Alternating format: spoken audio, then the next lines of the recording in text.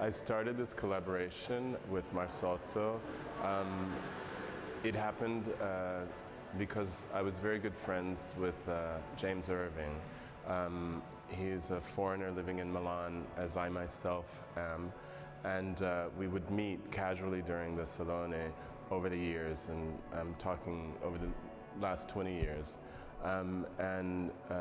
By sharing the same experience of being, kind of transplanted into a country that isn't your own, we also would share ideas about that, and we were coming from two different design backgrounds, him being an industrial designer, me a fashion designer, and somehow over the years we thought it would be interesting to do a collaboration together. It was actually his idea.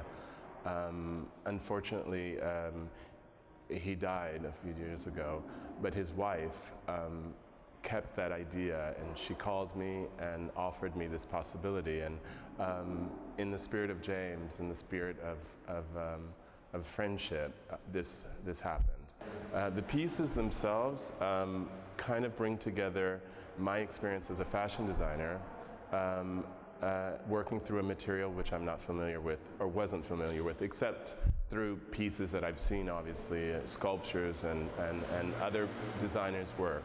But for me to approach it, I tried to bring things which are my usual elements in designing clothing. So I was looking for lightness, a quality of delicacy, transparency even, something joyful, playful, dynamic.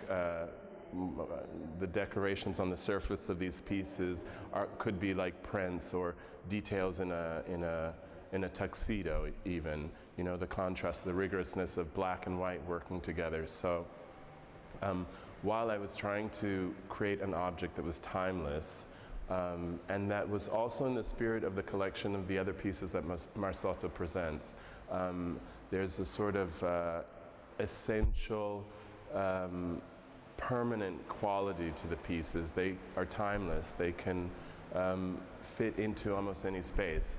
I wanted to keep that simplicity, but at the same time I wanted to bring the sort of desirable quality that fashion items, which you just see and you need, you desire, I wanted to bring that to the pieces as well. In the pieces themselves, I bonded two different colors together, the Marquina marble with the Carrara, as you would a double-faced fabric. I patterned the surfaces as you would with a fabric, a material. I played with the material, folding it, creating volume in the way that I imagine a garment actually changes in the way when you move in it. As you walk around these pieces, they change colors, they change shapes. At one point, these rectangles seem to be floating into space. At another time, they seem really rooted in their solid quality, depending on how you look at them. It was important for me to have, to respect the marble, and so I worked with faceting so that you could see the planes would reflect the quality of the stone. There's a nature which kind of illuminates the stone, the way that light hits it.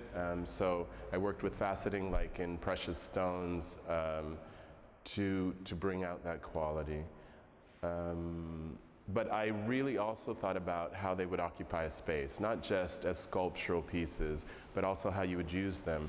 And the idea was that you drink, you would sit one in front of a couch and you spend time in conversation using the pieces. So it became a sort of idea of the ritual of sharing, right? So there were totems or kind of altars to pleasure and to the kind of celebration that happens normally around a table. I designed two different collections, really.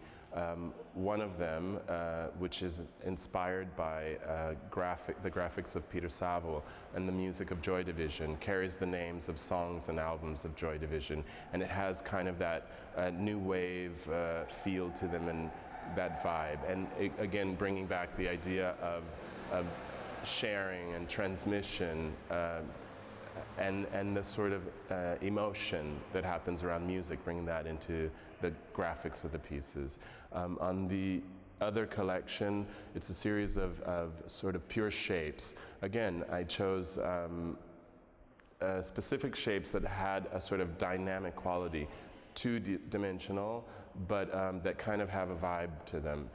The triangle can look like a guitar pick, the rectangle can look like a drumstick, and the bent chevron, it just has a sort of edgy quality to it. So they're simpler pieces meant to work together.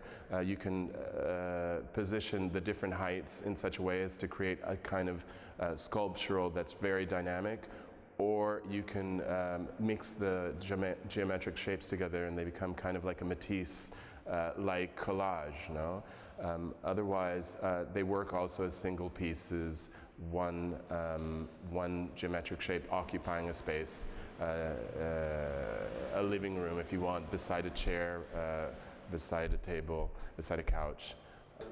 It couldn't have been possible without the knowledge that the technicians brought to the pieces. It's more saying, let's try and get this, and then seeing how they can take it to that point. For me, working in clothing as opposed to working in stone, there are obvious differences. I mean, with clothing, things have to fit, you have to move in them, you have to be comfortable, not comfortable.